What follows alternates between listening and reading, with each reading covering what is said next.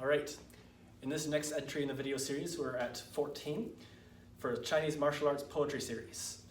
For this episode, we're going to be going over Repulse Monkey from Yang style Taiji as well as Chen style Taiji.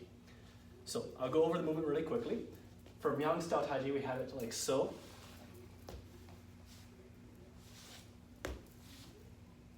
And then from Chen style Taiji, it's very similar. It's just done more Chenified, I guess. More wider stance, more twisting, and the spiral can be seen as a little bit more narrow versus larger circle, at least in the variants that I'm showing. So the idea of Repulse Monkey and why the poetry is important. So Repulse Monkey is that you're the monkey and you're repulsing something the way you are the monkey. So the idea is that monkeys associated with Chinese martial arts is all about shrinking and growing, opening and closing force. So the idea of shrinking and growing is the idea that monkeys, always like to hunch down and crawl around, right? But then you can also see them stand nice and tall and look around for predators, or go for the ground and then reach up, going onto climbing the branch. So they have a lot of shrinking force and then growing force. So the same is included in Taiji. It's just a little bit less obvious, as in styles like Monkey Fist or something like that. So in Repulse Monkey, we want to have the same kind of force. So if I blow it up a little bit to make it a little bit more obvious, we have a shrink, grow, shrink, grow, shrink, grow, shrink, and grow. There must be this expand, contract happening in your body at all times. And this expand, contract engages more of your body into the equation, right?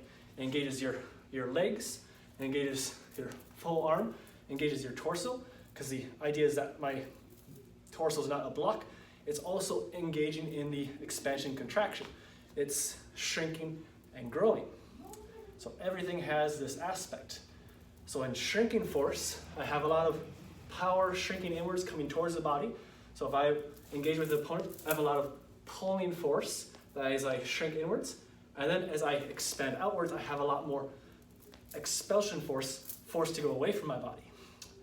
So I might shrink, I might make myself a smaller target as my opponent attacks me, and then expand out to meet him with a strike.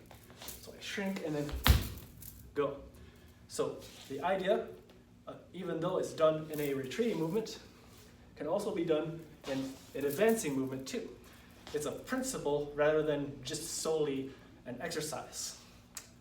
So many of martial arts is like this. The poetry will teach you a principle, and then you apply that principle throughout the whole style.